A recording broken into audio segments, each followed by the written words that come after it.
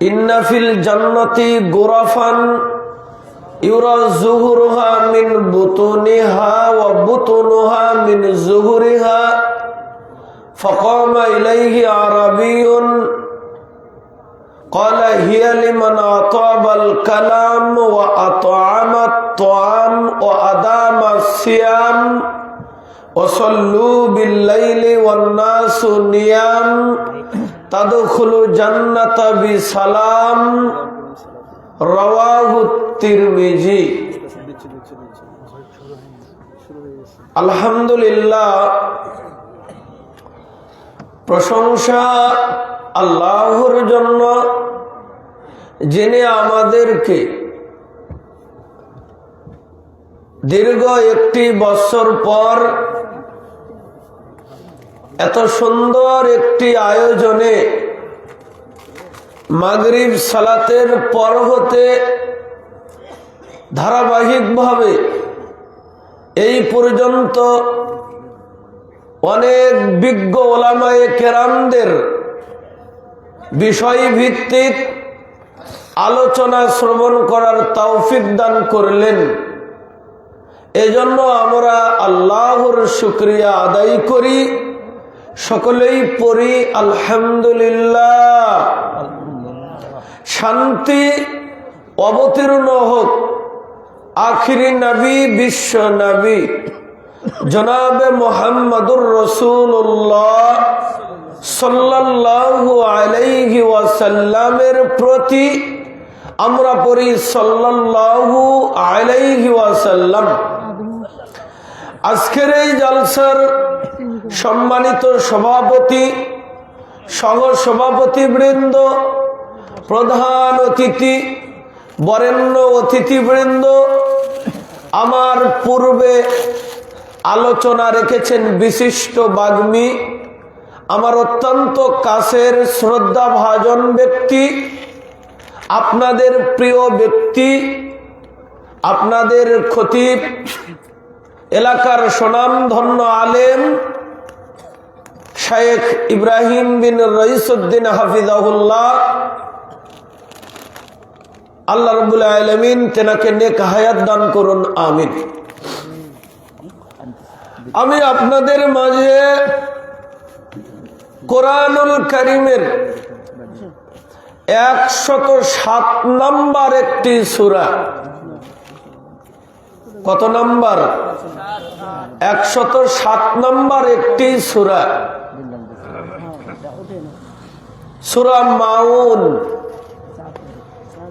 এই সূরাটি তেলাওয়াত করেছি।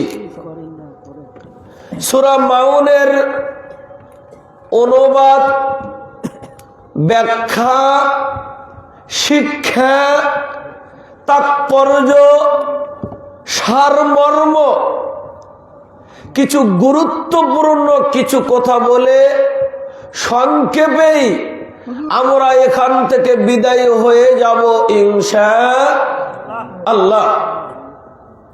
কোরআনুল কারীমের মোট সূরা 114টি। 114টি।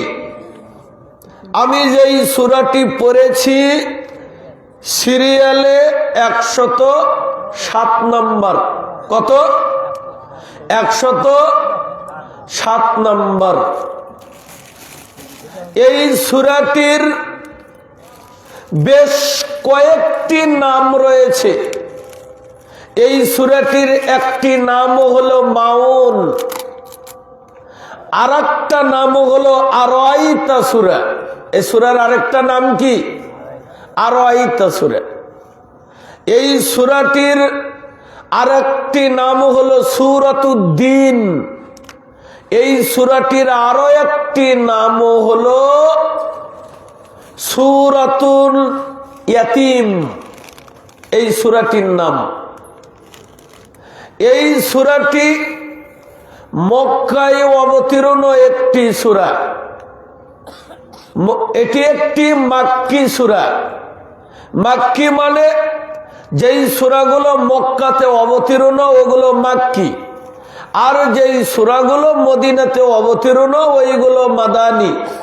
আরেকটা পরিভাষা আমরা বুঝতে পারি, হিজরতের পূর্বে যেই সূরাগুলো অবতীর্ণ ওগুলো মাক্কি, আর হিজরতের পরের যেই সূরাগুলো আল্লাহ রাসূলের উপরে অবতীর্ণ ওই সূরাগুলো মাদানী। কথা বোঝা যায়? তাহলে এই সূরাটির মোট আয়াত হলো 7টি। কয়টি? 7টি। অনেক মুহাদ্দিসিনে কেরামগণ বলেছেন 7টি আয়াতের মধ্যে প্রথম 3টি আয়াত অবতীর্ণ হয় মক্কায়। থাকে কয়টা? 4টে। আর বাকি 4টে আয়াত অবতীর্ণ হয় মদিনায়। এই মোটে আয়াত সংখ্যা কত? 7।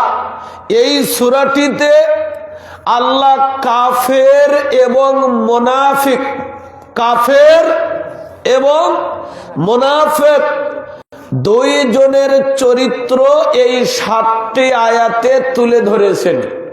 বোঝা গেল?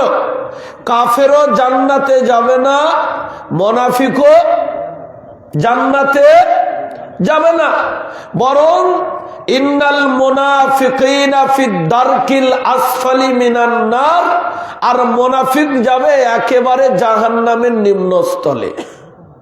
এদের জন্য কোনো সাহায্যকারী থাকবে? কোনো সাহায্যকারী থাকবে না। আজকে আমরা এই সূরাটা সালাতের মধ্যে আমরা পড়ি না। এখানে আমরা অনেকেই আছি পড়ি, কিন্তু আমরা এর অর্থ জানি না, জানার চেষ্টাও করি না। আল্লাহ যে কি কথা, কত গুরুত্বপূর্ণ কথা, কত ফজিলতপূর্ণ কথা এই সূরাতে বলেছেন। আমরা পড়ি, হুজুরেরা পড়ে, আমরাও পড়ি, কিন্তু এর বাংলা জানি না। এখানে যেনারা হজ করেছেন তেনারা জানেন, সৌদি আরবে ইমাম যখন কোরআন তেলাওয়াত করেন ইমাম কাঁদে, কাঁদে না? পিছনের মুক্তাদি গুলোও হাউমাউ করে কাঁদে, সলাতের মধ্যেই কাঁদে। বাংলাদেশের ইমামও কাঁদে না, মুক্তাদিও কাঁদে না। তার মানে বেতন কম, এই জন্য কাঁদে না। বুঝেন নাই কথা? বেতন কম এজন্য কাঁদে না, মানে ও অর্থ বুঝে না, ও কাঁদবে কেমনে? বুঝেন নাই? ও তো অর্থ বুঝে না, কোন জায়গাতে কাটতে হবে এটা জানে না। যে ড্রাইভার ভালো ও বুঝে কোথায় ব্রেক করতে হবে আর কোথায় ব্রেক করা যাবে না। যে ইমাম অর্থ জানে ও বুঝবে যে আমার কোন জায়গাতে কাঁদতে হবে আর কোথায় কাঁদা যাবে না। সূরা মাউন তো দূরের কথা, অনেক লোক এখানে আছেন সূরা ফাতিহাই জানেন না। বললে রাগ করবেন আপনারা, সূরা ফাতিহা জানেন না। আবার বলে যে ফাতিহা কি, এটা কোন সূরা? যদি বলি আলহামদু সূরা জানেন, বলে ও এটা জানি, ফাতিহা সূরা জানে না। অনেকেই আছে সূরা ইখলাস চিনে না। যখনই বলবেন কুলহু সূরা, বলে হ্যাঁ হুজুর এটা পাই, এটা পাই। অনেকেই বলে সৌদিতে শুধু বাংলা আরবি নাই, বাংলা পাইলাম 2টা, শুধু আরবি বাংলা নাই, বাংলা পাইলাম 2টা, একটা সূরা ফাতিহা আর একটা আজান। আসলে কি এগুলো বাংলা? কারণ কি, ও দেখছে এগুলো বাংলাদেশের মতোই, ও এটাকে বাংলা মনে করে নিয়েছে। আজকে কোরআন পড়ি না আমরা, কি যে অবস্থা। আজ থেকে 10 বছর, 20 বছর, 15 বছর এই যে মুরব্বীগুলো আছেন, ফজরের সালাতের পরে রাস্তা দিয়ে হেঁটে গেলে ঘর বাড়ি থেকে গুনগুন গুনগুন করে কোরআনের আওয়াজ ভেসে আসতো, আসতো না? এখন আর কি কোরআনের আওয়াজ আসে? আগে দেখবেন টিনের বাড়িও যদি কারো হতো তাও ঘরে একটা কোরআন মাজিদ থাকতো, রেহাল থাকতো। এখন ঘরে কোটি কোটি টাকার সম্পদ, অনেক ঘরে আজকে দেখবেন কোরআন মাজিদ নাই। যায় নামাজ নাই, কাঠের জলচকি থাকতো, আমাদের মারা বোনেরা দাদিরা সালাত আদায় করতো, আজকে ওটাও নাই। এই জন্য আজকে ঘরে বরকত নাই। অথচ আল্লাহর নবী বলছেন, ইবনে মাসউদের হাদিস, মান করা হরফান ফি কিতাবিল্লাহ ফালাহু আশরু হাসানাত, কেউ যদি কোরআনের একটি অক্ষর পড়ে তাকে 10টি নেকি লিখে দেওয়া হয়।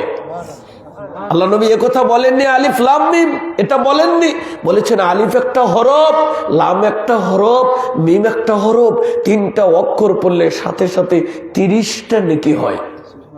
এই পৃথিবীতে অল্প কষ্ট করে বেশি নেকি পাওয়ার একটাই মাধ্যম, তা হচ্ছে কোরআন পড়া। সুবহানাল্লাহ। তা কি পড়া? কোরআন পড়া। আব্দুল্লাহ ইবনে আমর বলেন, আল্লাহর নবী বললেন, আসিয়ামু ওয়াল কুরআনু ইয়াশফানি লিল আবদ। আল্লাহর নবী বললেন, কোরআন এবং সিয়াম রোজা এই 2টা কাল কিয়ামতের মাঠে মানুষকে সুপারিশ করে জান্নাতে নিয়ে যাবে। কোরআন বলবে ইনি আমাকে পাঠ করেছে, তেলাওয়াত করেছে, আমি আমার পাঠককে জান্নাতে নিয়ে যেতে চাই। কোরআনের সুপারিশ করে কোরআন আপনাকে জান্নাতে নিয়ে যাবে। সুবহানাল্লাহ। আজকে দেখেন, আজকে আপনার ছেলেকে ইংলিশ পড়ান, গণিত পড়ান, 5,000 টাকা মাস। মসজিদের মাইকে মাইকিং করা লাগে না? লাগে ইংরেজি পড়ানোর জন্য। মাগনা কোরআন পড়াবেন, এরপরে মাইকিং করেও আপনার ছেলেকে মসজিদে আনা যায়, তারপরেও মসজিদে আনা যায় না। ও বাবা, কি লাভ, কি লাভ হলো আপনার সন্তান দিয়ে? 3টা 4টে ছেলে আপনার আমার মৃত্যুর পরে জানাজা করবে, এরকম এক পিসও রেখে যেতে পারলাম না।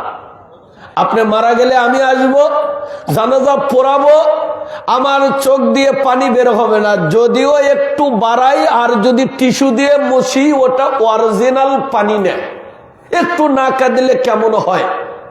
কিন্তু যদি আপনার নিজের ছেলে আপনার জানাজা করে, দোয়া পড়বে, আল্লাহুম্মা গফির লাহু, আল্লাহ তুমি তাকে ক্ষমা করো, ওয়ারহামহু, তার প্রতি রহম করো, ওয়াফিহি ওয়াফু আনহু, তাকে মাফ করো, তাকে নিরাপত্তা দান করো, ওয়াকরিম নুজুলাহু, তাকে উত্তম মেহমানদারির ব্যবস্থা করো, ওয়াসি মাদখলাহু, তার কবরটাকে প্রশস্ত করে দাও, ওয়াগসিলহু বিল মা'i ওয়াস সালজি ওয়াল বারাদ, তাকে শিশির বরফ দিয়ে ধুয়ে পরিষ্কার করে দাও, ওয়াবদিলহু দারান খায়রাম মিন দারিহি, তাকে দুনিয়ার বাড়ির চাইতে উত্তম বাড়ি দান করো, ওয়া আহলান খায়রাম মিন আহলিহি, তাকে দুনিয়ার পরিবারের চাইতে উত্তম পরিবার দান করো, ওয়া যাওজান খায়রাম মিন যাওজিহি, তাকে দুনিয়ার স্ত্রীর চাইতে উত্তম স্ত্রী দান করো, ওয়া আদখিলহুল জান্নাহ, আল্লাহ তাকে জান্নাত দান করো, ওয়া আইযুহু মিন আযাবিল কবর, আল্লাহ তাকে কবরের আযাব থেকে বাঁচাও, ওয়া মিন আযাবিন নার, আল্লাহ তাকে জাহান্নামের আযাব থেকে বাঁচাও। এই দোয়াগুলো যদি সন্তান পড়ে, ওই সন্তানের চোখ দিয়ে পানি ঝরঝর করে আসবে। সন্তানের চোখের পানি নাকের ডগাতে আসার আগে আল্লাহ বাবাকে মাফ করে দিবেন। নাই তো এরকম একটা ছেলে আপনার। আজকে আমি মৌলবি দোয়া পড়ি, রব্বির রহমহুমা কামা রব্বায়ানি সগীরা, দোয়া বললাম আমি, আর কাঁদেন আপনি। পাগল তো আপনি, আপনি পাগল। মাথার জ্ঞান থাকলে এ দোয়া আমি পড়লে আপনি কাঁদতেন না, অর্থ জানেন না। আমি বললাম, আল্লাহ তুমি আমার বাপ মাকে রহম করো, কাঁদলো কে? আপনি কাঁদলেন। যদি অর্থ জানতেন তাহলে আপনি কাঁদতেন না। ভ্যানে চললাম, 2 জন একসাথে, দুবলাগাড়ি থেকে মাজিরা যাব, 5 টাকা ভাড়াই আপনি আমার দেন না, আর আমার বাপের জন্য আপনি কাঁদবেন, এটা কেউ মেনে নেবে? এখানে কাঁদেন কেন? আপনি অর্থ জানেন না তাই কাঁদেন। কথা বুঝেন নাই? আমার বাবা মারা যাওয়ার পরে আমার বাবার বাড়িতে আপনি থাকেন না, আমি থাকি। আমার বাবার রেখে যাওয়া জমি আমি ভোগ করি না, আপনি ভোগ করেন? আমি ভোগ করি। আমার বাবার ব্যাংকের টাকা আপনি খান না, আমি খাই। তাহলে আমার বাবা মরে গেলে আপনি দোয়া করবেন, আপনার কিসের ঠেকা পড়ছে? কোথাও লাইনে আসতে হবে। আপনার বাবার জন্য আপনি দোয়া করবেন, কারণ আপনার বাবার জমি আপনি খান, আপনার বাবার ব্যাংকের টাকা আপনি উঠাইয়া খান, আপনার বাবার পেনশনের টাকা আপনি খান, আপনার বাবার জন্য আপনি দোয়া করবেন, আমি দোয়া করব কেন? এটা ইসলাম শিক্ষা দিয়েছে। কথা বুঝেন নাই? আল্লাহ নবী বলছেন, কোন ব্যক্তি যদি তার সন্তানকে কোরআনের হাফেজ বানায়, এই কোরআনের হাফেজ একটা দুইটা না, 10 জন মানুষকে জান্নাতে নিয়ে যাওয়ার ক্ষমতা আল্লাহ তাকে দিবে। একজন দুইজন না। শুধু কি তাই, আল্লাহ কোরআনের হাফেজকে বলবে, ইকরা ওয়ারতাকি ওয়ারাত্তিল কামা কুনতা তুরাত্তিলু ফিদ দুনিয়া। ও হাফেজ, একটা করে কোরআনের আয়াত পড়ো, একটা করে সিঁড়ি উপরে উঠো। সুবহানাল্লাহ। আল্লাহ নবী বলছেন, মান সালাকা তরিকান ইয়ালতামিসু ফীহি ইলমান সাহালাল্লাহু লাহু বিহি তরিকান ইলাল জান্নাহ। কেউ যদি কোরআন শিক্ষার জন্য বাড়ি থেকে বের হয়, এই রাস্তার মাধ্যমে আল্লাহ তার জান্নাতের পথ সহজ করে দেন। কোন ব্যক্তি যদি দ্বীনি ইলম শিখে, এই আলেমের জন্য গর্তের পিপিলিকা পর্যন্ত আল্লাহর কাছে দোয়া করে, পানির মাছ পর্যন্ত আল্লাহর কাছে দোয়া করে। আল উলামাউ ওয়ারাসাতুল আম্বিয়া। আর এই আলেমরা হলো আল্লাহর নবীর সরাসরি বংশধর। কার বংশধর? আল্লাহর নবীর। তাহলে অনেক লোক এখানে আছেন, অনেক লোক, একটা মানুষ হাত তুলে বলেন যে হুজুর আমি 1 মাসের মধ্যে আমার বাবার কবর জিয়ারত করেছি। কেন করেন না? কেন করেন না আপনি? এই জন্য করেন না, আপনার মধ্যে কোরআনের জ্ঞান নাই, এই জন্য আপনি আপনার বাবার কবর জিয়ারত করেন না। আপনার সন্তানও তাই করবে, আপনার সন্তানও আপনার কবর জিয়ারত করবে না। কেন করবে না? কারণ আপনার সন্তানকে আপনি দ্বীন শিক্ষা দেননি। কথা বুঝেন নাই? কি শিক্ষা দেন নাই? দ্বীন শিক্ষা। যেই পিতা তার সন্তানকে কোরআন শিক্ষা দিবে, ওই পিতার মাথাতে আল্লাহ একটা নূরের টুপি পরিয়ে দিবেন, যেই টুপির আলো তাজাল্লি এত উন্নত হবে, চন্দ্র সূর্যের আলো সেদিন হার মেনে যাবে। কেন কোরআন শিক্ষা দেন না? কেন কোরআন পড়েন না? আজকে সূরা মাউন যদি বলি, এই সূরাটাই আপনার জানা নাই, এই সূরাটাই পড়তে জানি না। তা আমি এতটুকু একটা সূরা, পুরা কোরআন এক রাতে আলোচনা করা যাবে? যাবে? যাবে না। এই ছোট্ট একটা সূরা, 7 আয়াতের সূরা, আমরা সংক্ষেপে একটু বোঝার চেষ্টা করি। থাকবেন তো 10-15 মিনিট, 20 মিনিট ইনশাআল্লাহ। ইনশাআল্লাহ, ইনশাআল্লাহ আমরা আধা ঘন্টা আল্লাহর জন্য এখানে যখন মাহফিল শেষে উঠে যাবেন, আল্লাহ আমাদের গুনাহ মাফ করে দিবেন। এ কথা নবী মুহাম্মদ সাল্লাল্লাহু আলাইহি সাল্লাম বলেছেন। আউযু বিল্লাহি মিনাশ শাইতানির রাজীম। বিতাড়িত শয়তান হতে আল্লাহর কাছে পানা চাই। বিসমিল্লাহির রহমানির রহিম। পরম করুণাময় আল্লাহর নামে শুরু করেছি। আরাইতাল্লাযী ইউকাযযিবু বিদ্দীন। ঠিক আছে, প্রথম আয়াত। আল্লাহ আমাদের নবীকে লক্ষ্য করে বলছেন, হে নবী, আরাইতা, আপনি কি দেখেছেন তাকে? দেখেছেন? ইউকাযযিবু বিদ্দীন, যে কিয়ামত দিবসকে অস্বীকার করে। নবী, আপনি তাকে কি দেখেছেন যে কিয়ামতকে অস্বীকার করে? এরকম লোক এই এলাকায় আছে না? কি বলে? খাও দাও ফুর্তি করো, দুনিয়াটা মস্ত বড়। আছে না নাই? খাও দাও কি করো, লাগাতার 3 দিন পাতলা পায়খানা হলে ফুর্তি থাকে? কথা বল। এই দুনিয়াটা কি ফুর্তি করার জন্য? অনেকেই বলে আমরা মরে যাব, মাটি হয়ে যাব, মিশে যাব, আমাদের কোনো হিসাব হবে না। বলে কি বলে না? বলে। একটা আয়াত আছে, মিনহা খলাকনাকুম ওয়া ফিহা নুঈদুকুম ওয়া মিনহা নুখরিজুকুম তারাতান উখরা। মানে কি? আমি তোমাদের মাটি দিয়ে সৃষ্টি করলাম, আমি তোমাদেরকে মাটির ভিতরে প্রবেশ করালাম, আবার তোমাদেরকে মাটি থেকে বের করব। সূরা বাকারা 1ম পারা 4 নম্বর পৃষ্ঠার শেষের আয়াতগুলোতে আল্লাহ বলেন, কাইফা তাকফুরুনা বিল্লাহ, কিভাবে আল্লাহকে অস্বীকার করো, ওয়া কুনতুম আমওয়াতা, অথচ ছিলে তোমরা অস্তিত্বহীন, ফাআহইয়াকুম, আমি আল্লাহ তোমাদেরকে জীবিত করেছি, সুম্মা ইউমিতুকুম, আবার মৃত্যু দিব, সুম্মা ইউহয়িকুম, আবার জীবিত করব, সুম্মা ইলাইহি তুরজাউন, আমার কাছে তোমরা ফিরে আসবে। এজন্য মানুষ মরে গেলে আমরা কি পড়ি? ইন্না লিল্লাহি ওয়া ইন্না, ও জানেও না যে এর অর্থ কি। মানে আমরা আল্লাহর কাছেই ফিরে গেলাম। বোঝা গেল না? এই জন্য কিয়ামতকে অস্বীকার করা যাবে না, যাবে না। আজকে সূর্য অনেক উপরে না? কথা বলেন, অনেক উপরে। গ্রীষ্মকালে গরমে আমরা সহ্য করতে পারি না।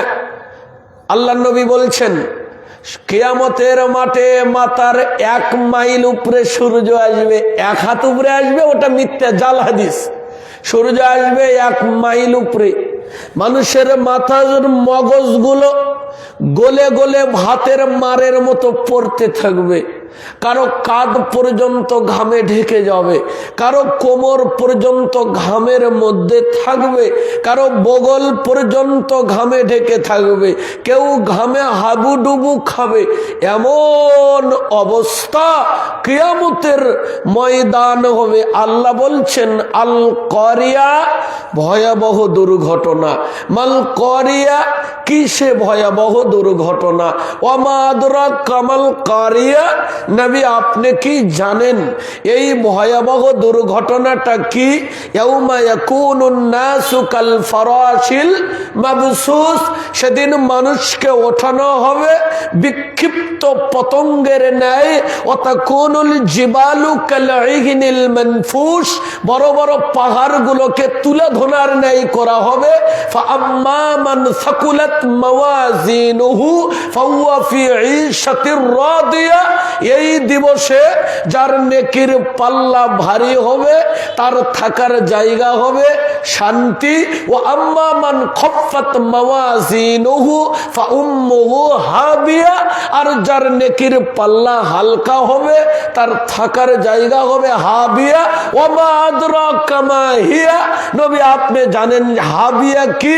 নারুন হামিয়া, তা হলো জ্বলন্ত একটা আগুন। খারাপ লাগে? এটা হচ্ছে কিয়ামতের মাঠ। মানুষ আদম আলাইহিস সালামের কাছে যাবে, যা বলবে আনতা আদম, আপনি আদম, আবুন নাস, আপনি হচ্ছে মানুষের পিতা, আমাদের আদি পিতা, আপনি প্রথম পুরুষ। খলাকাল্লাহু আর বিয়াদিক, আল্লাহ আপনাকে নিজ হাতে তৈরি করেছেন, জান্নাতে রেখেছেন। বাবা আদম, আজকে আমরা বড় বিপদে, আমাদের জন্য কিছু করুন। আদম আলাইহিস সালাম বলবে আমি কিছুই করতে পারবো না।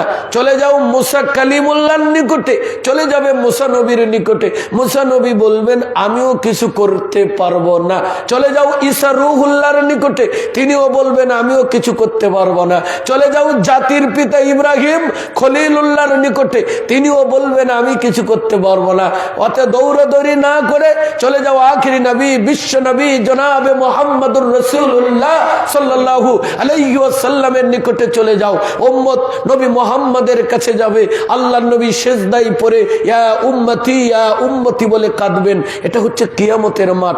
অবস্থায় এমনও হবে, আল্লাহ সূরা আবাসার মধ্যে বললেন ইয়াউমা ইয়াফিরুল মারউ মিন আখি ওয়া উম্মিহি ওয়া আবিহি ওয়া সাহিবাতিহি ওয়া বানি।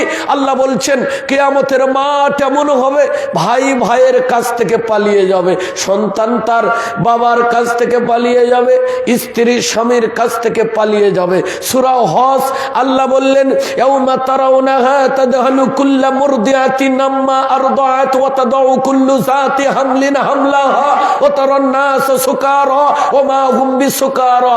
আল্লাহ বলছেন নবী কাল কিয়ামতের ময়দানে এমন অবস্থা হবে, নবী গো স্তন্য দানকারী মা তার বাচ্চাকে রেখে পালিয়ে দৌড় দিবে। গর্ভবতীর মার বাচ্চা অটোমেটিক্যালি খসে পড়বে। এমন অবস্থা হবে নবী, মনে হবে তারা মদ পান করেছে, মাতাল। ওমা হুম বিসুকারা, কেউ সেদিন মদ পান করবে না। আল্লাহর শাস্তি দেখে তারা পাগল হয়ে গেছে। এটার নাম কিয়ামত। এটাকে অস্বীকার করে। আর ওয়াইতাল্লাযী ইকাযযিবু বিদ্দিন, এরা এগুলোকে মানে না। আল্লাহ বলেন ওয়ালিমান খাফা মাকামা রাব্বিহি জান্নাতান, যে ব্যক্তি তার রবের সামনে দাঁড়াতে হবে কিয়ামতের মাঠে, তার রবের সামনে দাঁড়াতে হবে। এটাকে যে ভয় করে দুনিয়াতে, দাঁড়াতে হবে কার সামনে? রবের সামনে। এটাকে যে ভয় পায় দুনিয়াতে, আল্লাহ তাকে দুটো জান্নাত দিবেন। সুবহানাল্লাহ। এই যে কিয়ামতের মাঠ, এটা নিয়ে আমাদের চিন্তা হয় না, এটা নিয়ে আমরা চিন্তা করি না। এমন অবস্থা হবে সেদিন।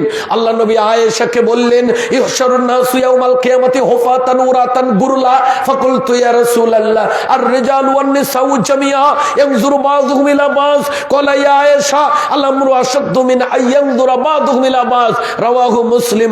আল্লাহ নবী আয়েশাকে বললেন আয়েশা, সেদিন কিয়ামতের মাঠ এমন অবস্থা হবে, নারী ও পুরুষ সকলেই থাকবে উলঙ্গ। সকলেই থাকবে কি? উলঙ্গ। কারো পরনে কোনো কাপড় থাকবে না, সকলেই থাকবে খতনাবিহীন। আমাদের মুসলমানি করা আছে না এখানে যারা আছি, কারো মুসলমানি করা থাকবে না, পায়ে জুতা থাকবে না, থাকবে উলঙ্গ, থাকবে খতনাবিহীন। আয়েশা সিদ্দিকা অবাক, আল্লাহর নবী যদি বিষয়টা এমন হয়, আর রিজাল ওয়ান নিসাউ জামিআ ইয়ানজুরু বাযুহুম ইলা বায, একজন আরেকজনের লজ্জাস্থানের দিকে তাকাবে না তো? আল্লাহ নবী বলছেন আয়েশা তুমি বলো কি, ও আয়েশা বলো কি, এত জটিল কঠিন অবস্থা হবে, মানুষ নিজে নিজের শরীরের দিকে তাকানোর টাইম পাবে না। এটার নাম কিয়ামতের মাঠ। কি অবস্থা হবে আল্লাহ বলছেন ফাআম্মা মান উতিয়া কিতাবাহু বিয়ামিনিহি ফাসাউফা ইউহাসাবু হিসাবান ইয়াসীরা।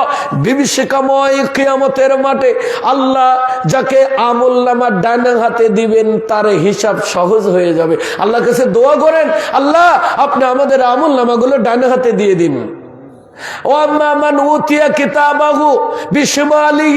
আবার যার আল্লাহ আমলনামা বাম হাতে দিবেন তার হিসাব কঠিন হয়ে যাবে। হিসাব কি হয়ে যাবে? কঠিন হয়ে যাবে। মানুষেরা নিজের আমলনামা নিজে নিবে, নিয়ে পড়বে, অবাক হয়ে যাবে। আল্লাহ এ কথাও বলেছেন মালি হাযাল কিতাব লা ইউগাদিরু সগীরাতাও ওয়ালা কবীরাতান ইল্লা আহসাহা।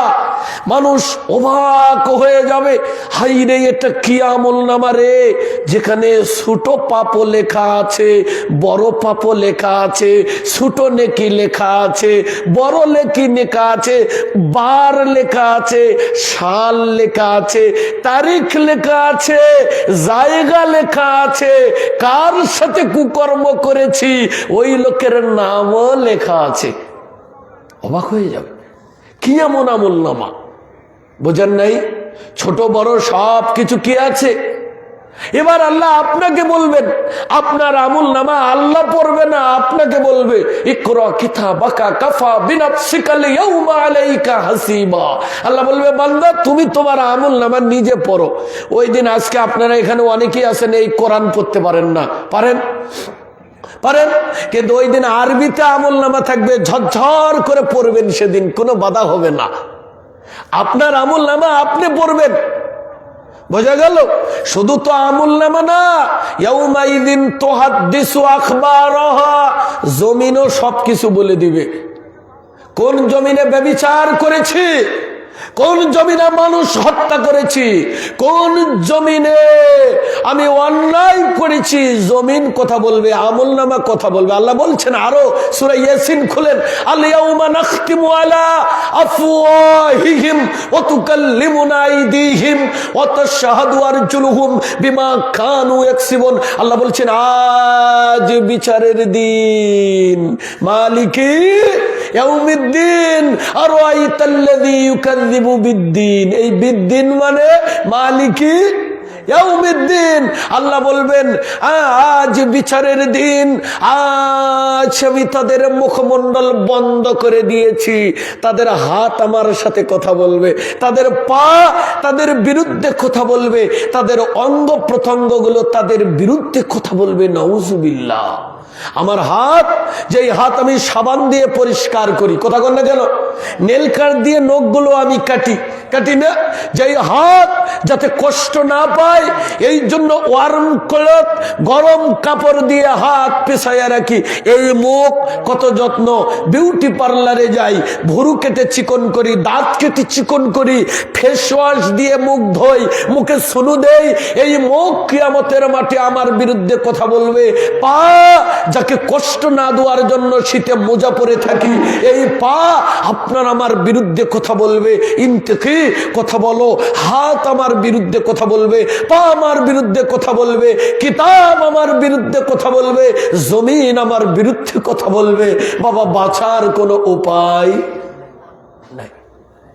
এ কথাই আল্লাহ বলছেন, আরাইতাল্লাযী ইউকাযযিবু বিদ্দিন।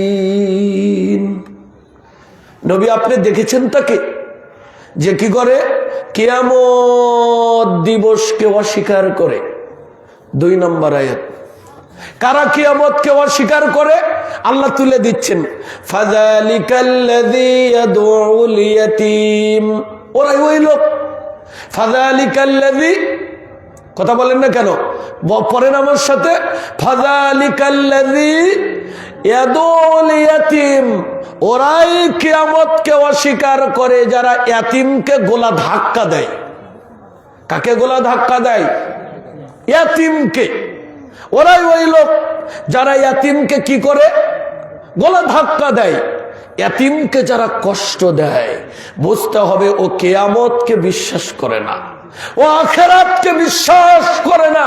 যারা ইয়াতীমকে কষ্ট দেয়, বাবা যে কি, এটা একটা বটবৃক্ষ। যাদের আজকে নাই ওরা জানে যে বাবা কি। যেদিন থেকে বাবা চলে যাবে ওই দিন থেকে বুঝবো বাবা কি জিনিস। বৃদ্ধ বিছানায় পড়ে থাকে, তাও বলা যায় আমার আব্বা বেঁচে আছে, এই কথা কন না কেন। কিন্তু যখন চলে যায় তখন আর বলা যায় না যে আমার আব্বা বেঁচে আছে। মাল্লা আবাহু, যার বাবা নাই তাকে বলা হয় এতিম। বোঝা গেল? তাকে কি বলা হয়? এতিম। আল্লাহর নবী এতিম ছিলেন। আল্লাহর নবীর জন্মের 6 মাস পূর্বেই আল্লাহর নবীর বাবা ইন্তেকাল করেন। আল্লাহর নবী ইয়াতীম ছিলেন, এই জন্য আল্লাহর নবী ইয়াতীমকে ভালোবাসতেন। একটা হাদিস শুনেন, আল্লাহর নবী বললেন যেই ব্যক্তি ইয়াতীমকে ভালোবাসবে, কাকে ভালোবাসবে? ইয়াতীমকে ভালোবাসবে, মহব্বত করবে, ইয়াতীমকে কাপড় কিনে দিবে, যেই ব্যক্তি ইয়াতীমকে খাওয়াবে, ইয়াতীমের লেখাপড়ার দায়িত্ব নিবে, আমি নবী কি করব? আমি নবী ওই ইয়াতীমকে লালন পালন যে করলো, আমি নবী আর ও একসাথে জান্নাতে থাকবো। আর একটা হাদিসে পাবেন আল্লাহর নবী বললেন, যেই ব্যক্তি এতিমের মাথাতে হাত বলিয়ে দিবে, এতিমের মাথাতে যে দয়ার বশবর্ত হয়ে হাত বলিয়ে দিবে, এতিমের যতগুলো চুল তার হাতের নিচে পড়বে, প্রত্যেকটা চুলের বিনিময়ে তাকে নেকি দান করা হবে। মদিনাতে একজন সাহাবী, তার নাম আবু লোবাবা। নাম কি? বলেন, আবু লোবাবা। নাম কি বলেন তো আপনারা? আবু লোবাবা। এই আবু লোবাবার বাগানের পাশে একটা ইহুদির খেজুরের বাগান ছিল। দুইজনের মধ্যে খেজুরের গাছ সীমানা বাঁধতে যে ঝগড়া হলো। আল্লাহর নবী এবার ওই ইহুদিকে বললেন, ইহুদি, তুমি এই খেজুরের গাছ, এই এতিম ছেলেকে ছেড়ে দাও, আমি নবী তোমার জন্য জান্নাতে একটা খেজুর গাছের দায়িত্ব নিয়ে নিব। কিন্তু ওই ইহুদি রাজি না, বলে যে না, তা হবে না, আমি আমার জায়গা ছাড়বো না। ওই জায়গাতে একজন সাহাবী, নাম তার আবু দাহদা। নাম কি? আবু দাহদা হাত উঠালেন, আল্লাহর নবী, আমি যদি ওই ইহুদির কাছ থেকে আমি যদি ওই খেজুরের গাছ এতিমকে ব্যবস্থা করে দেই, আমার জন্য কি ওই মনোমুগ্ধকর জান্নাত হবে? বলছে হবে। আবু দাহদা দৌড়ে বাড়িতে চলে গেলেন। বাড়িতে চলে যেয়ে স্ত্রীকে বললেন, স্ত্রী, ঘর থেকে বের হও। বলে কেন? বলে এই বাগান বাড়ি আমি বিক্রি করেছি, 300 খেজুরের গাছ, এটা আমি বিক্রি করেছি, বের হও। স্ত্রী তো অনেক খুশি, মনে হয় অনেক দামে বিক্রি করেছেন। বলে হ্যাঁ, প্রচুর দামে বিক্রি করেছি। এবার স্ত্রী বললো, বলো। বলছে, আমি জান্নাতে একটা খেজুর গাছের বিনিময়ে এই 300 খেজুরের গাছ, এই বাগান বাড়ি বিক্রি করে দিয়েছি জান্নাতে একটা খেজুর গাছের বিনিময়ে। এতিম ছেলেকে দিয়ে দেওয়া হলো, ঝগড়া মিটিয়ে গেল। এই যে এতিমদের প্রতি ভালোবাসা, এতিমদের, আপনারা, আমরা গরিব মানুষ, গরিব না? এখানে অনেক লোক আছেন যার ছেলে 2টা। কয়টা? হাত উঠান। কার 2 ছেলে? হাত উঠান। 2টা। কারো 1টা? বলেন, আপনারা যদি আরো একটা সন্তান হতো আপনার, তাকে খাওয়াতেন না? এই কথা কয় না কেন? খাওয়াতেন না? আপনারা, আমি বাংলাদেশের সমস্ত এতিমের দায়িত্ব নিতে পারবো কি? ওই সম্পদ আমাদের আছে। আমরা সচেতন নাগরিক, প্রত্যেকটা গ্রামের বিশিষ্ট ব্যক্তি, আমরা যদি এই চিন্তা করি, আমার গ্রামের 10টা এতিম, 10 জনে আমরা এই 10টা এতিমের দায়িত্ব নিয়ে নিব, তাহলে বাংলাদেশ এতিম মুক্ত হবে, তাদের লেখাপড়া হবে। কিন্তু আমরা এতিমকে লালন পালন করি না। আপনারও তো দূরের কথা, আপন চাচা এতিম ভাতিজার খোঁজ খবর নেয় না। কথা কন না কেন? বরং কি করে, ওই এতিম ছেলের সম্পদ গুলো এই আপন চাচা জেঠা এরা আত্মসাৎ করে।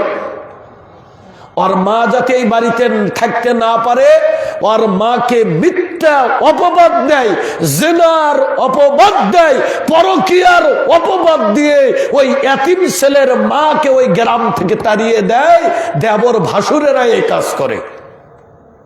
এলাকায় আছে না জানি না, কিন্তু আল্লাহ কি বলছেন? তাহলে এই লোকের জানাজা করে লাভ আছে? বলেন, ও তো কিয়ামতকেই বিশ্বাস করে না, ও তো পরকালকেই কি করে না? বিশ্বাস করে না। কথা আমার না, কথা কার? আল্লাহ। কি বলছেন? আরাইতাল্লাযী ইউকাযযিবু বিদ্দিন। নবী, আপনি দেখেছেন ওই লোককে যে কি করে কিয়ামত দিবসকে অস্বীকার করে? এরা কারা? এটা আবার আল্লাহ বলছেন, ফাযালিকাল্লাযী ইয়াদউল ইয়াতীম। এরাই ওই লোক যারা ইয়াতীমকে গোলা ধাক্কা দিয়ে বের করে দেয়। এরপরে আল্লাহ বলছেন, ওয়ালা ইয়াহুজ্জু আলা তুআমিল মিসকিন। এরাই এই লোক নবী কিয়ামতকে কারা অস্বীকার করে? এরাই ওই লোক যারা মিসকিনকে খাদ্য খাওয়ায় না, ফকিরকে খানা খাওয়ায় না। বুঝেন নাই? আজ থেকে 10 বছর আগে, 20 বছর আগে আজকে লজিং এর ব্যবস্থা ছিল কি ছিল না? হ্যাঁ, এখানে অনেক লোক আছেন জাগিরি থেকে লেখাপড়া করেছেন না, কথা কয় না কেন?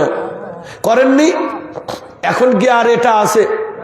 হ্যাঁ, ওটা তো দূরের কোথায়, যে বক্তাক জ্বালা ভাত খাওয়াবে এক রাতের এই দায়িত্বই কেউ নিতে চায় না,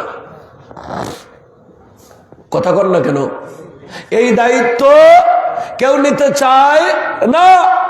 ফকির দুপুর বেলা আসলো, এসে বলো যে খোদা লাগছে, 4টা ভাত দেন। ভাত খাচ্ছি, পাতিলে ভাত আছে। বলে কি যে মাফ করো, বলে কি বলে না, কথা কর না কেন? আবার যদি কেউ ভাত দেই, আপনি আমি যেই প্লেটে ভাত খাই ওই প্লেটে দেই না, একেবারে পরিত্যক্ত প্লেট, ভাঙ্গা প্লেট, ওই প্লেটে ভাত, ভাঙ্গা গিলাসে পানি দিয়ে বাড়ির বাহিরে তাকে দেই। এই কথা কয় না কেন? দেই না? এই তো অবস্থা। আপনার ছেলে পরের দিন খেতে বসে বলে, এই প্লেটে কি ফকিরে দিছিলে? দিলে বলে প্লেটে ভাত খাবো না। এই তো আমাদের অবস্থা। আবু জার তিনি বলেন, আল্লাহ নবী বলছেন, আল্লাহ বলছেন, আল্লাহ কি বলছেন? আল্লাহ বলেন, আদম সন্তান, আমি ক্ষুধার্ত ছিলাম, তোমরা আমাকে খানা খাওয়াওনি। এ কথা কে বলবে? কথা কর না কেন? আল্লাহ বলবে, আমি ক্ষুধার্ত, তোমরা আমাকে খাদ্য খাওয়াওনি। বান্দা অবাক, আল্লাহ বলো কি? তুমি রাজ্জাক, তুমি রিজিক দাতা, তুমি মানুষকে খাওয়াও, আর তুমি ক্ষুধার্ত মানে? আল্লাহ বলবে, আমার অমুক বান্দা ক্ষুধার্ত ছিল, তোর কাছে খাদ্য চেয়েছিল, তুই ওকে খানা খাওয়াস নাই। ওকে যদি খাওয়াতি, ওটা আমি আল্লাহকে খাওয়ানো হতো। দুবলাগাড়ি বাজারে, মাজিরাতে, বিমলক 9 মাইলে যদি কোনো ভিক্ষুক এসে বলে যে সকালে কিছু খাইনি, কয়েকটা টাকা দেন, হাইরে আমাদের বক্তব্য, তখন আমরা বক্তা সাজি। খাওনি মানে? চলো হোটেলে যাই। খাওনি মানে? কাজ করে খেতে পারো না? পিণ্ডে তো ভালোই আছে, আমার বাড়িতে কাজের মেয়ে থাকবে, 1000 টাকা দিব, থাকবা। হাইরে পণ্ডিত পণ্ডিত আমরা। অথচ আল্লাহ নবী বলছেন, কেউ যদি ঘোড়ার উপরে সোয়ার হয়ে আসে আর যদি কিছু চাই, তাকেও তুমি দিও, তাকেও দাও, তাকেও ফিরিয়ে দিবে না। দিতে না পারলে ভালোভাবে বিদায়ী করুন। এভাবে কোনো মানুষকে অপমান করার অধিকার ইসলাম আপনাকে দেয়নি। কথা বোঝা যায়? মানুষকে খানা খাওয়াতে হবে। আল্লাহ বলবে, বান্দা আমি পিপাসিত, তোমরা আমাকে পানি খাওয়াওনি।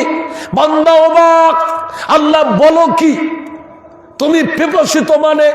বলবে, আমার অমুক বান্দা তোর কাছে 1 গিলাস পানি চেয়েছিল, তুই দেসনি।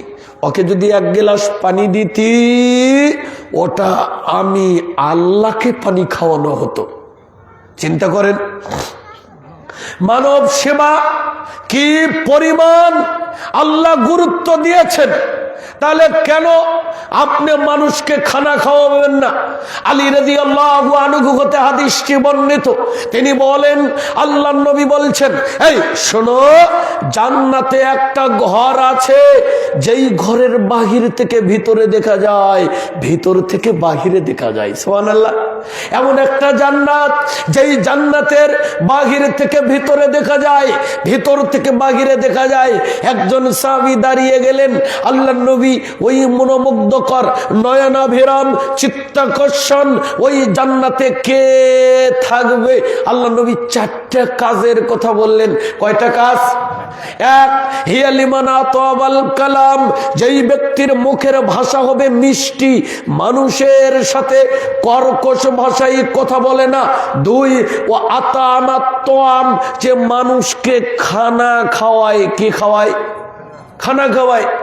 রমজানে কয়েকটা ফকির মিসকিনকে খাওয়ালাম, 12 মাস খাওয়ালাম না, এটার কোনো দাম নাই।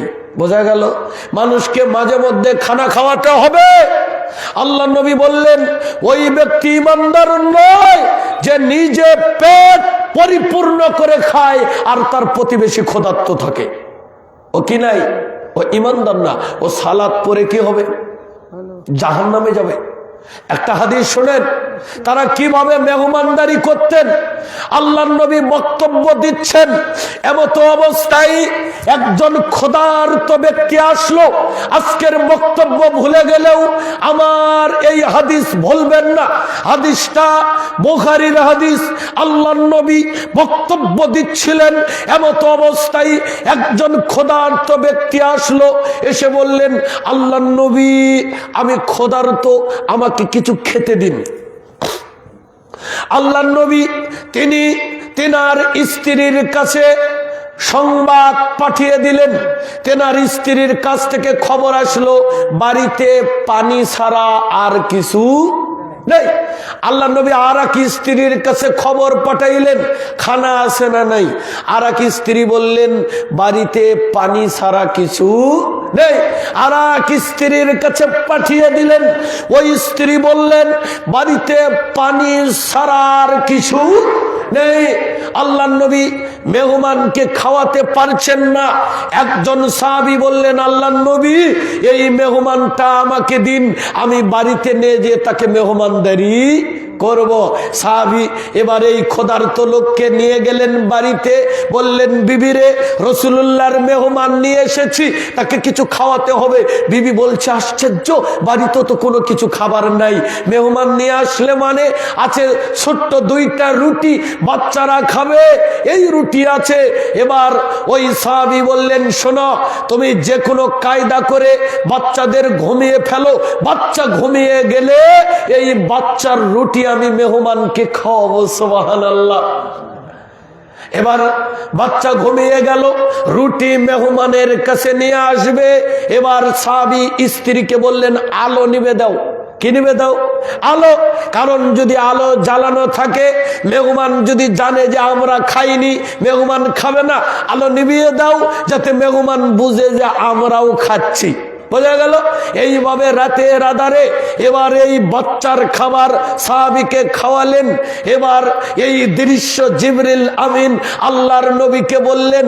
এবার সাহাবী পরের দিন সকালবেলা, সাহাবীর নাম আবু তালহা আনসারী। নাম কি? আবু তালহা আনসারী। পরের দিন রাসূলুল্লাহর কাছে গেলেন। আল্লাহর নবী বললেন গত রাতে তোমরা স্বামী স্ত্রী মেহমানের সাথে কি আচরণ করেছো? আল্লাহর আরশে আজিম থেকে দেখে হেসেছেন। সুবহানাল্লাহ। এই যে মেহমানদারিতা, মেহমান বাড়িতে কোনো মেহমান আসলে তাকে খাওয়াবেন, খাওয়ানোর চেষ্টা করবেন। মেহমান একবার দুইবার বলবেই খাবো না, তাই বলেই তাকে আপনি ছেড়ে দিয়েন না। আল্লাহ নবী বলছেন এভাবে প্রতিবেশীকে খাওয়াবেন।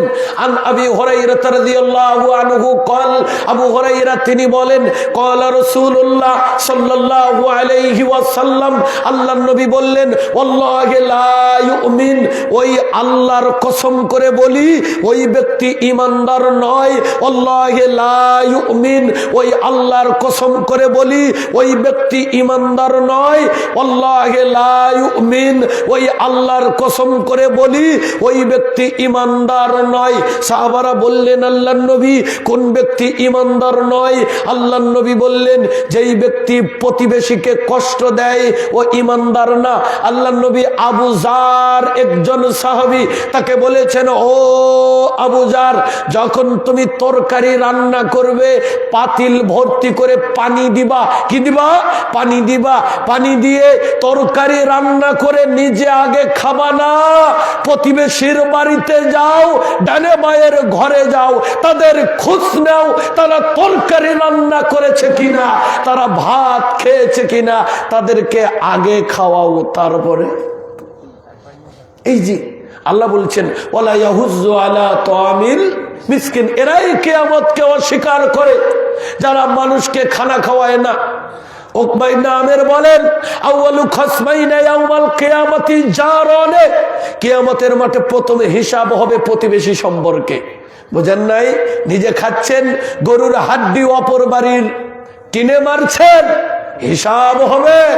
নিজে ৩-৪ আইটেমের তরকারি দিয়ে ভাত খাচ্ছেন, প্রতিবেশীর খবর নাই। এই দাড়ি, এই টুপি, এই মেহেদি দোয়া দাড়ি, এই তাহাজ্জুদ আপনাকে জান্নাতে নিয়ে যেতে পারবে না। এই শোনেন, আল্লাহ নবী বলছেন ওই ব্যক্তি ভালো যে তার প্রতিবেশীর কাছে ভালো। কথা বুঝেননি? আপনি মারা গেলে আপনার প্রতিবেশী যদি বলে ভালো, আপনি ভালো, আর যে তার প্রতিবেশীর কাছে খারাপ, ও খারাপ। তাহলে 3টা আয়াতের আমরা আলোচনা শুনলাম, তাই না? আর হে নবী, আপনি দেখেছেন ওই ব্যক্তিকে যে কিয়ামতকে অস্বীকার করে, এরা কারা? ফাযালিকাল্লাযী ইয়াদুল ইয়াতীম, এরাই ওই লোক যারা ইয়াতীমকে গলা ধাক্কা দিয়ে বের করে দেয়। ওয়ালা ইয়াহুজ্জু আলা তুআমিল মিসকিন, এরাই ওই লোক যারা মিসকিনকে, ফকির মিসকিনকে খানা খাওয়ায়। এরপরে আল্লাহ বললেন ফাওয়াইলুল লিল মুসাল্লিন। কি বললেন? ফাওয়াইলুল লিল মুসাল্লিন, ওই সকল নামাজীদের জন্য দুর্ভোগ। কার জন্য দুর্ভোগ? কার জন্য? কি কথা বারে উঠে কেন? ইন্নালিল্লাহ। আচ্ছা আচ্ছা, ওই সকল নামাজীদের জন্য দুর্ভোগ। তাহলে বেনামাজির তো কথা নাই, বেনামাজি তো জাহান্নামী। নামাজীদের দুর্ভোগ কারা? আল্লাযীনা হুম আনুস সালাতিহিম সাহুন, যারা তাদের নামাজে উদাসীন। কিসে উদাসীন? আরো জোরে বলেন, কিসে উদাসীন? নামাজ বুঝেন? বুঝেন না? ওয়াইদা কামু ইলা সলাতি কামু কুসালা, এরা যখন সলাতে দাঁড়ায় উদাসীন হয়ে নামাজে দাঁড়ায়। আল্লাহু আকবার। হাসেন না, হাসির বক্তব্য না, মনোযোগ নাই। সলাতে দাঁড়িয়ে এদিক ওদিক তাকায়, মনে হয় ফ্যান গুনে মসজিদের। আছে না নাই? কথা বলে। সলাতে দাঁড়ায়, মনোযোগ নাই। ইমাম সাহেব 3 রাকাত পড়ালো না 4 রাকাত পড়ালো, ভুল হলে লোকমা দিবে। এটা কারণ নামাজের মধ্যে তো আর মনি নাই। এক লোকের দুবলাগাড়ি বাজারে 4টা মুদির দোকান আছে। কয়টা? 4টা মুদির দোকান। আজান হলে লোকটা সালাতে দাঁড়ায়, ইমামের ভুল হলে মাঝে মধ্যে লোকমা দেয়। বোঝা গেল? একদিন ইমাম আসরের সালাত ভুল করছে, কিন্তু ইমাম সাহেব ওই ইমামের ভুল ওই মুদি দোকানদারি ধরছে। বড় বড় আলেম কেউ ভুল ধরতে পারেনি। তো ইমাম বলছে যে আপনি লোকমা দিলেন কারণ কি? কইছে 1 রাকাত কম। কয় কিভাবে বুঝলেন? কয় দুবলাগাড়ি বাজারে আমার 4টা মুদির দোকান, আজানের পরে তাড়াহুড়া করে বন্ধ করে আসি, আসরের 4 রাকাত নামাজে 4টা দোকানের হিসাব কমপ্লিট করি। আজকে 3 দোকানের হিসাব করতেই সালাম ফিরেছেন, দোকান একটা বাকি। এই জন্য আমি মনে করছি নামাজে 1 রাকাত বাকি। তার মানে কি? সলাতের মধ্যে মনোযোগ নাই। শুনেন একটা হাদিস শুনেন। আন যায়েদ ইবনে খালিদিল জোহানি রাদিয়াল্লাহু আনহু ক্বালা রাসূলুল্লাহ সাল্লাল্লাহু আলাইহি ওয়াসাল্লাম মান সাল্লা সাজদাতাইন লাম ইয়াসগু ফিহা গুফরা লাহু মা তাকদ্দামা মিন যামবি, যে ব্যক্তি জীবনে 2 রাকাত নামাজ পড়বে, তাম জিন্দগির মধ্যে যদি 2 রাকাত নামাজ পড়তে পারে, যেই 2 রাকাত নামাজের মধ্যে দুনিয়াবি কোনো চিন্তা ছিল না, একাগ্র চিত্রে 2 রাকাত নামাজ পড়েছে, আল্লাহ তার পূর্বের সব গুনাহ মাফ করে দিবেন। সালাতে মনোযোগ নাই। এই জন্য হাদিসে আছে তোমার যদি ক্ষুধা লাগে আগে খাও, তারপরে নামাজ পড়ো, যাতে তোমার নামাজে মন অন্যদিকে না যায়। প্রস্রাব পায়খানার চাপ, তাহলে তুমি কি করো? আগে প্রস্রাব পায়খানা করো, তারপরে তুমি ওযু করে সালাত পড়ো। মসজিদে আসবা, সালাত আরম্ভ, আল্লাহ নবী বলছেন ধীরে ধীরে আসো, দৌড়ে আসবা না। কারণ দৌড়ে আসলে হার্ট অ্যাটাক করতে পারো, প্রেশার চাপ দিতে পারে, সলাতে দাঁড়িয়ে হাঁপাতে পারো, মনোযোগ নষ্ট হতে পারে। অতএব আস্তে আস্তে আসো, ইমামের সাথে যতদূর পাও এতটুকু পড়ো। আর যা ছুটে গেল ইমাম সালামের পরে তুমি ওটা কি করে নাও, পড়ে নাও। এই জন্য সলাতে মনোযোগ থাকতে হবে। কি থাকতে হবে? মনোযোগ থাকতে হবে। মনে রাখবেন যারা সলাত পড়ে না তা না, যারা সলাত পড়ে না তার কথা আমি বলিনি, যারা সলাত মনোযোগ দিয়ে পড়ে না, সলাত হেফাজত করে না, তাদের হাসর হবে ফেরাউনের সাথে, কারুনের সাথে, হামানের সাথে, উবাই ইবনে খালফের সাথে। বোঝা গেল? আজকে আমাদের মধ্যে সালাতের হেফাজত আছে নাই? কিছু আছে খালি রমজানে মুন্সি, এরা শুধু রমজান মাসে পড়ে আর খবর। কিছু আছে তারাবি মুন্সি, তারাবি পড়ে আর পড়ে না। কিছু আছে শুক্রে মুন্সি, শুক্রবারে পড়ে আর পড়ে না। কিছু আছে ঈদু মুন্সি, ঈদের দিনে পড়ে আর পড়ে না। এরা হচ্ছে উদাসীন নামাজি। ভোট আসলে পড়ে, ইলেকশন পার হলে আর পড়ে না। পরীক্ষা আসলে ভালো রেজাল্ট করার জন্য পড়ে, পরীক্ষা পার হয়ে গেলে আর পড়ে না। অসুস্থ হলে সালাত পড়ে, সুস্থ হলে আর সালাত পড়ে না। মামলা খেলে সালাত পড়ে, মামলা থেকে জামিনে হলে আর পড়ে না। কথা কোন ঠিক কিনা? এরা হচ্ছে উদাসীন নামাজি। আল্লাযীনা হুম আন সালাতিহিম সাহুন। এরা উদাসীন নামাজি, এরা সলাতে উদাসীন, এদের সলাতে মনোযোগ নাই। আসরের সলাত মাগরিবের সাথে পড়ে, জোহরের সলাত আসরের সাথে পড়ে, 2টা 3টা 2:30 বাজে। এরপরেও আপনার স্ত্রীর সলাতের কথা বলবেন, বলবে যে টাইম আছেই। এ কথা কর না কেন? বলবে কি বলবে না? অথচ আল্লাহ রসুলকে জিজ্ঞাসা করা হলো আইউল আমালে আফদাল, আল্লাহ নবী কোন আমল উত্তম? আল্লাহ নবী বললেন আসসালাতু লিআউয়ালি ওয়াক্তিহা, আউয়াল ওয়াক্তে সালাত আদায় করা। সুবহানাল্লাহ। কোন ওয়াক্তে সালাত আদায় করা? আউয়াল ওয়াক্তে সালাত আদায় করা। সালাতে অলসতা না করা, সালাতে গরিমসি না করা, সালাত মাঝে মধ্যে পড়া। কি বল? একটা কথা বলবো। জি। আমি তো 1966 সাল থেকে আমি নামাজ পড়ি। জি। 65 লাহোর সালে যুদ্ধ হয়, 65, 66। জি জি এর ভেতরে আমি আর কোনোদিন নামাজ কাজে নাই। জি। কিন্তু একটা কথা জানতে চাচ্ছি আপনার কাছে।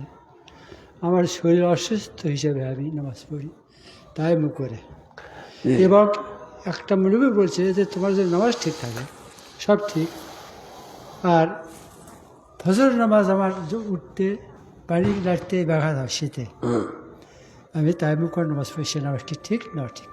আচ্ছা, একটা রাখার নামাজ আমার কাজে নেই। জি। আল্লাহ রাব্বুল আলামিন সূরা বাকারার শেষের দিকে বলেছেন লা ইকাল্লিফুল্লাহু নাফসান ইল্লা উসাহা।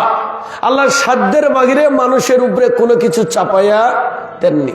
কোনো ব্যক্তি অসুস্থ যদি হয়, সে কতদূর অসুস্থ এটা আল্লাহই ভালো জানে।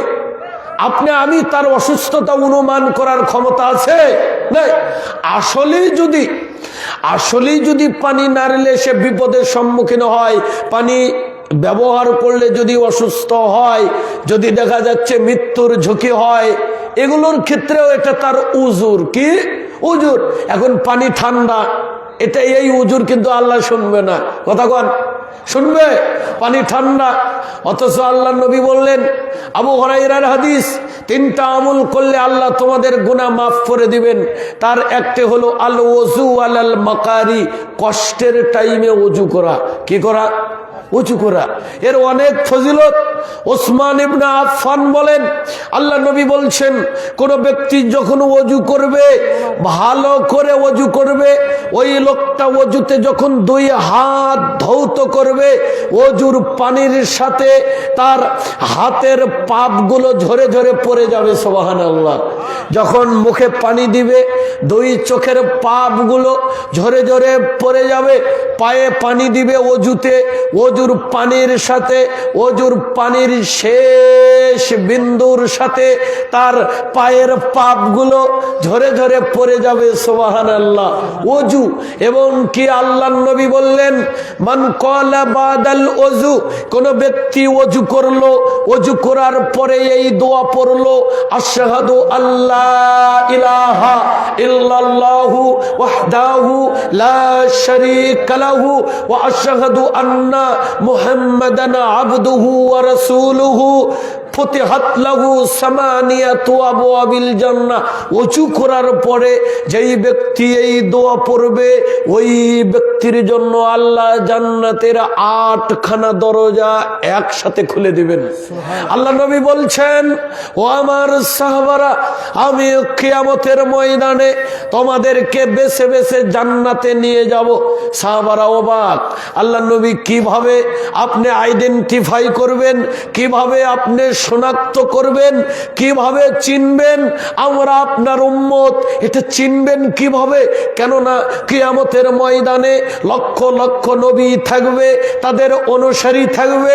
এত নবীর ভিড়ে, এত অনুসারীর মাঝে আপনি কিভাবে বুঝবেন এরা আপনার উম্মত?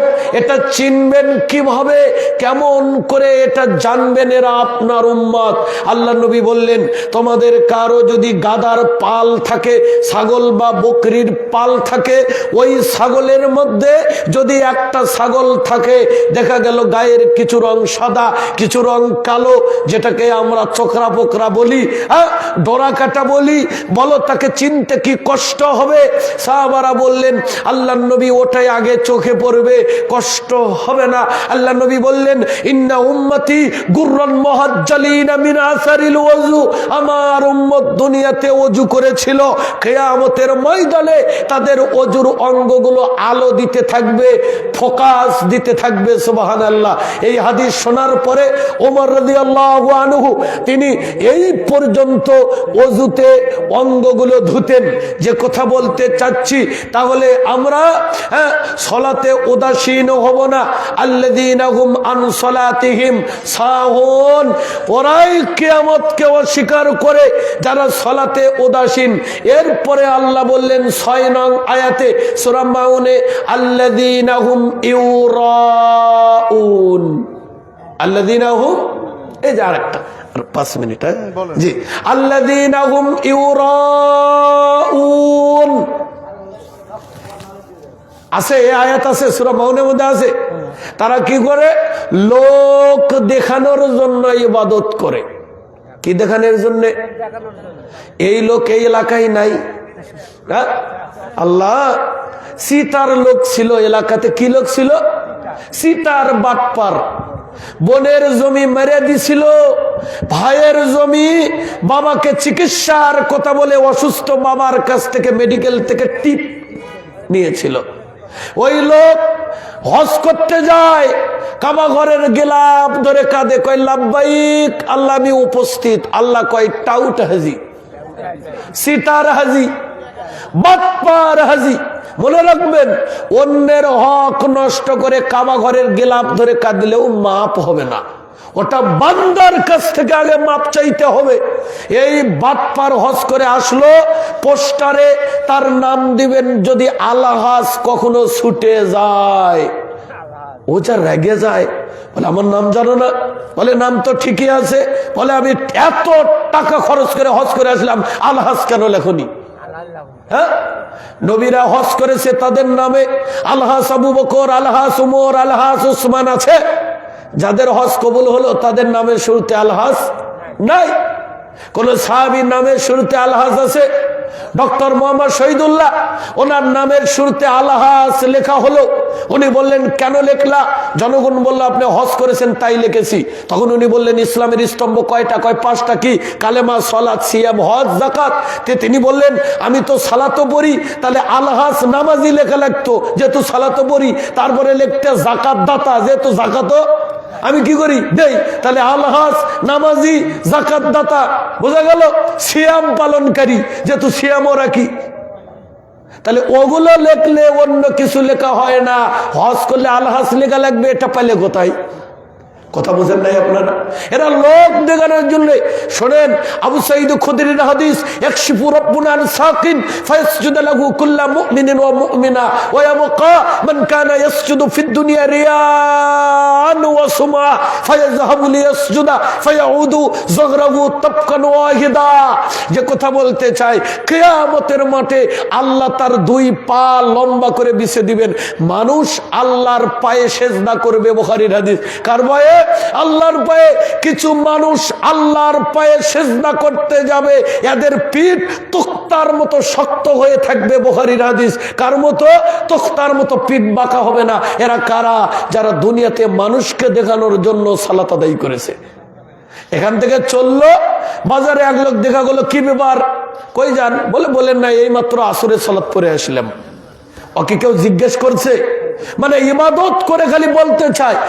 সকালবেলা চায়ের দোকানে দেখবেন এরকম করে, তখন জনগণ বলে কি ব্যাপার এরকম করে? কই রাতে তাহাজ্জুদ পড়ছি তো।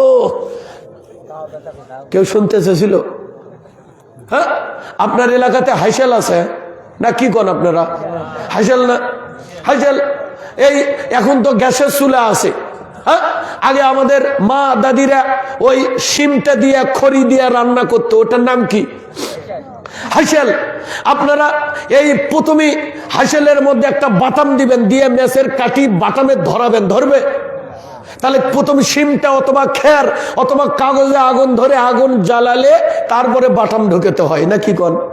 আল্লাহ বুখারীর হাদিস, আবু হুরায়রার হাদিস, 3 শ্রেণীর মানুষকে দিয়ে আল্লাহ জাহান্নামের আগুন আগে ধরাবেন, তারপরে বাকি লোকগুলো। বোঝা গেল? তার মধ্যে প্রথম আনবেন শহীদ ব্যক্তি। কাকে? শহীদ ব্যক্তি। আজকে তাবলিগ জামাতে 2 গ্রুপ মারামারি, ওটিও লেখছে যে শাহাদত বরণ করেছেন। হিন্দু মরে গেলে শহীদ শ্রীকৃষ্ণ কুমার দাস। বোঝা গেল? এই যে যারাই মরে, হ্যাঁ, সব শহীদ, সব কি শহীদ।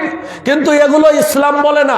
আবু হুরায়রা তিনি বলেন আল্লাহ নবী বলছেন 3 ব্যক্তিকে দিয়ে আল্লাহ জাহান্নাম আগে উদ্বোধন করবেন, এরপরে অন্যরা যাবে। তার মধ্যে 1 নম্বর শহীদ ব্যক্তি। আল্লাহ তাকে ডাকবেন কিয়ামতের মাঠে, এই শহীদ ব্যক্তি, আমি তোমাকে অনেক নিয়ামত দিয়েছি, আমার নিয়ামত খেয়ে, আমার নিয়ামত নিয়ে, আমার নিয়ামত পেয়ে আমার জন্য কি করেছো? শহীদ ব্যক্তি আল্লাহকে বলবে কাতাল তুফিকা, আল্লাহ আমি যুদ্ধ করেছি, হাত্তা উস্তুশহিদু, শহীদ হয়েছি। আল্লাহ বলবে কাযাবতা, তুমি মিথ্যা বলছো, তুমি আমার জন্য যুদ্ধ করনি, কোরআনের জন্য যুদ্ধ করো নাই, তুমি যুদ্ধ করেছো মানুষ যাতে বলে তুমি বীর বাহাদুর। ফেরেশতাকে বলা হবে, এই বীরকে মাথা নিচ দিক করে পাও দুটা উপর দিক তুলে নাকে খড় দিয়ে তাকে জাহান্নামে নিক্ষেপ করা। নাউজুবিল্লাহ। কয়টা গেল? একটা। 2 নম্বর আনা হবে আমার মতো আলেম বক্তা। বুখারীর হাদিস, আলেম বক্তা। আল্লাহ বলবে এদিকে আয়, আজকে তরে বানাবো তক্তা। হ্যাঁ, আলেম কানা হবে, আনে বলা হবে কি ব্যাপার, আমি যা নিয়ামত দিয়েছি, নিয়ামত পেয়ে, নিয়ামত নিয়ে, নিয়ামত খেয়ে কি করেছো? বলবে আল্লাহ তাআল্লামতুল কোরআন, কোরআন পড়েছি, ওয়াজ করেছি, বক্তব্য দিয়েছি। আল্লাহ বলবে তুমি মিথ্যা বলেছো। এই কারণে আলেম হয়েছে যাতে এলাকার লোক বলে আলেম, মৌলভী সাহেব, প্রধান বক্তা, এগুলো দুনিয়াতে হয়েছো, টাকা কামাইছো। এবার আল্লাহ বলবে ও ফেরেশতা, আলেমের মাথা নিচ দিকে কর, পাও দুটা উপর দিকে করে তাকে জাহান্নামে নিক্ষেপ কর। এরপরে আনবে কাকে? দানবীরকে। কাকে? দানবীর যে অনেক দান করেছে, ওকে বলবে অঢল সম্পত্তি দিয়েছিলাম, এই সম্পদ পেয়ে নিয়ে কি করেছো? বলবে আল্লাহ এমন কোন মসজিদ, মাদ্রাসা, মন্দির, যাত্রা, প্যান্ডেল, এর পরে 21শে ফেব্রুয়ারি, 16ই ডিসেম্বর এমন কোন জায়গা নাই যেখানে আমি দান করি নাই। আল্লাহ বলবে তুমি মিথ্যা বলছো, আমার জন্য দান করো নাই, তুমি দান করেছো কেন? এলাকার লোক যাতে তোমাকে দাতা বলে, বিশিষ্ট দানবীর, আমার জন্য করনি। ফেরেশতাকে বলা হবে ফেরেশতা এই দানবীরের মাথা নিচ দিকে করো, পাও দুটা উপর দিকে করে তাকে জাহান্নামে নিক্ষেপ করো। এই 3 ব্যক্তি হলো সিমটা। এই হ্যাঁ জি, আমি ছেড়ে দিয়েই তাকে দিচ্ছি, আমরা একসাথে চলে যাবো। না না না না না, আল্লাহ, অসুবিধা নেই, খুব ভালো মানুষ, আল্লাহু আকবার। এই যে আমার সাথে মনে হয় যে 4 বার সাক্ষাৎ হলো, আরো 10 বারের মতো আছে ইনশাল্লাহ। পোস্টার যখন আসে দেখি এই সম্মানী ব্যক্তির নাম, আল্লাহু আকবার। আল্লাহ হায়াতে বারাকা দান করুক, আল্লাহ রাব্বুল আলামিন নেক হায়াত দান করুক, আমাদের খেদমত তিনি যাতে দীর্ঘ হায়াত পেয়ে করতে পারে আল্লাহ তৌফিক দান করুক। চেহারা সুন্দর, শিক্ষিত, এডুকেটেড পারসন, হ্যাঁ এরকম নেতার দরকার। অনেক নেতা কয় আপনারা আমাকে এখানে দাওয়াত দিয়েছেন, এজন্য নিজেকে গর্ববতী মনে করেছি, কারণ বিদ্যা নাই তো ওদের কি নাই? বিদ্যা নাই। হ্যাঁ আমার কয় জাহাজে সংঘর্ষ হয়েছে, হ্যাঁ জাহাজে সংঘর্ষ, ওটাও বলতে পারে না। আবার কয় ঈদুল ফিতরে জানাজার সালাত কোসে নাকি কোসে। হ্যাঁ তার মানে বিদ্যার অভাব ছিল ওদের। কিসের অভাব? বিদ্যার। এখানে প্রধান বক্তা আনছেন একদিনের জন্য, তাকে শিক্ষিত ছাড়া আনছেন। আর যাই 5 বছর দেশ চালাবি ওগুলোকে মূর্খ আপনারা কেন নিয়ে আসেন? একদিনের জন্য প্রধান বক্তাকে মূর্খ নেন না, তাহলে 5 বছর যে জাতির কাণ্ডারি হবে ওই মূর্খ কেন আসবে? শিক্ষিত খারাপ হলেও তাকে নিব আমরা, ঠিক আছে না? এই জন্যে আল্লাহ এনাকে কবুল করুক, আমিন। আমি খুবই অন্তর থেকে ভালোবাসি, আমাকে ভালোবাসেন আল্লাহ রাব্বুল আলামিন। তেনার মাধ্যমে শাহজাহানপুর যাতে একটা রোল মডেল হয়। এটা নির্যাতিত জায়গা আমাদের শাহজাহানপুরের, কি নির্যাতিত, নিপীড়িত, নিষ্পেষিত। হ্যাঁ এই থানার মানুষ বাহিরে যে বলতেই পারিনি আমরা শাহজাহানপুরের মানুষ। হ্যাঁ আল্লাহ রাব্বুল আলামিন এই নির্যাতিত মানুষদেরকে এই ভালো মানুষের নেতৃত্বে একটু হলেও যাতে শান্তির মুখ দেখে আল্লাহ তৌফিক দান করুক, আমিন।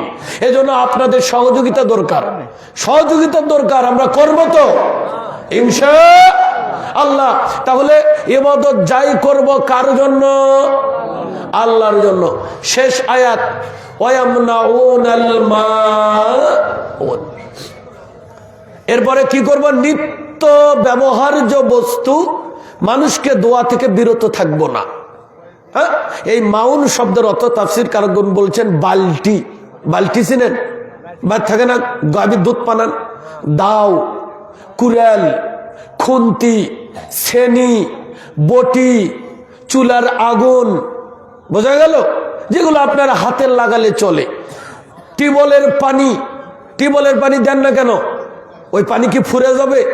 কতটুকু ছোট লোক হলে, এই যে কতটুকু ছোট লোক হলে মানুষকে টিউবওয়েলের পানি দেয় না, হ্যান্ডেল খুলে থয়। এর চাইতে ছোট লোক আল্লাহর জমিন আর একটাও নাই। ও মনে করছে পানি কি ফুরেই যায়।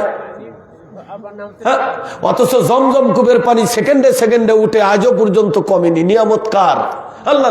বাড়ির রাস্তা দিয়ে এক লোক হেঁটে যাবে, কাটা পুঁতে রাখছে, ও সূরা মাউনের শিক্ষা পায়নি। বোঝা গেল? এই জন্য নিত্য আসে দিবে না। একটা লোকের দরকার, একটা বাঁশ কাটবে, দাও চাচ্ছে, আপনি দিচ্ছেন না, আপনি সূরা মাউনকে মানলেন না। একটা লোক আল কাটবে, কোদাল চাচ্ছে, আপনি বলছেন নাই।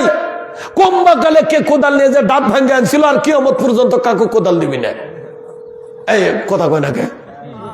কম্বাকালে কে যেন মই নিয়ে যায় একটা করে, কি করে কয়, ভাঙছিল, ও নিয়ত করছে আর জীবনে কাউকে মই দেবো না। আসেন, আল্লাহ নবী, আল্লাহ বলছেন ওয়ায়ামনাউনাল মাউন। এটা হচ্ছে নিত্য প্রয়োজনীয় জিনিস, যে চাবে তুমি তাকে তাই দিবা। একটা মই একজন নিয়ে গেলে যদি আর নাই ফেরত দেয়, তাহলে আপনি কি ফকির হয়ে যাবেন? ও কি কোটিপতি হয়ে যাবে? একটা দাও, খুন্তি কেউ নিয়ে যে বড়লোক হবে? কিন্তু আল্লাহ একথা বলছেন ওয়ায়ামনাউনাল মাউন, নিত্য ব্যবহার্য বস্তু মানুষকে দিবা, এটা থেকে কোনো মানুষকে বঞ্চিত করবা না। আবার একটু অনুবাদ করি জি। আর ওয়াইতাল্লাযী ইউকাযযিবু বিদ্দিন, হে নবী আপনি কি দেখেছেন ওই ব্যক্তিকে যে কিয়ামতকে অস্বীকার করে? ফাযালিকাল্লাযী ইয়াদউল ইয়াতীম, ওরাই ওই লোক যারা ইয়াতীমকে গলা ধাক্কা দিয়ে বের করে দেয়। ওয়ালা ইয়াহুজ্জু আলা তুআমিল মিসকিন, ওরাই ওই লোক যারা মানুষকে খানা খাওয়ায় না।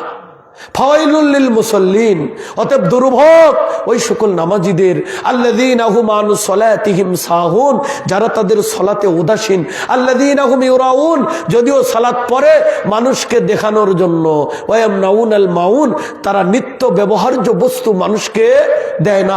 সংক্ষিপ্ত সময়ে কোরআনুল কারীমের 107 নম্বর সূরা সূরা মাউনের তাফসীর আমরা শুনলাম। আল্লাহ পুরো কোরআন সহ এই সূরা মাউনের উপরে যেই আলোচনা হলো, আল্লাহ এই আলোচনাগুলো আমাদেরকে মেনে চলার তৌফিক দান করুন, আমিন। আল্লাহ আজকের এই জালসাকে কবুল ও মঞ্জুর করে নিন, আমিন। রব্বুল আলামিন আমরা যত দিন বেঁচে আছি আল্লাহ ঈমান ও আমলে বেঁচে রাখুন, আমিন। রব্বুল আলামিন যখনই মৃত্যু দিবেন কালেমা পড়তে পড়তে মৃত্যু দান করেন, আমিন। আল্লাহ আমাদের পিতামাতা যারা অসুস্থ আমাদেরকে সুস্থতা দান করুন, আমিন। যারা ঋণগ্রস্ত আল্লাহ ঋণগুলো পরিশোধ করার তৌফিক দান করুন, আমিন। আকুলি কওলি হাযা আস্তাগফিরুল্লাহ লি ওয়া লাকুম ওয়া লিসাইলিল মুসলিমিন ফাস্তাগফিরু ইন্নাহু হুয়াল গফুরুর রহিম। সুবহানাকা আল্লাহুম্মা ওয়া বিহামদিকা আশহাদু আল্লা ইলাহা ইল্লা আনতা আস্তাগফিরুকা ওয়া আতুবু ইলাইকা। আসসালামু আলাইকুম ওয়া রাহমাতুল্লাহি ওয়া বারাকাতুহু।